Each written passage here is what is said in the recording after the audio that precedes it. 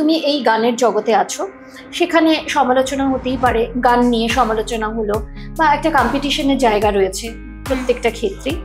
এবারে আজকাল প্রত্যেকটা মানুষের ক্ষেত্রে তুমিও নোটিস করবে, বিকজ তুমি সোশ্যাল মিডিয়ায় রয়েছো, সেখানে তোমার প্রচুর ফলোয়ার্স রয়েছে। সাধারণ মানুষের কাছে সময় কিন্তু খুব কম। ধরো একটা গান পুরোটা শোনার মতন সময়ও নেই লোকজনের কাছে, কিছুটা পোর্শন শুনে তারা কিন্তু নেক্সটে চলে যায়।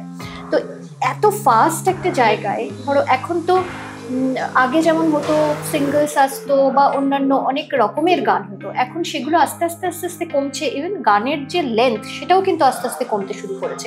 এই জিনিসটাকে তুমি কিভাবে দেখো? পজিটিভ ওয়েতে নাকি ঠিক আছে, মানে তোমার সেখানে কোথাও মনে হয় আগের ধরনটাই বেশি বেটার ছিল? হ্যাঁ, একটা জিনিস আমি এগ্রি করি যে লোকেদের হয়তো লিসনিং স্প্যানটা কমে গেছে, পেশেন্স কমে গেছে। কিন্তু গানের মাধ্যম যদি আমরা দেখি যে প্রত্যেক যুগের সাথেই পাল্টায়, এবং এই যুগেও পাল্টেছে।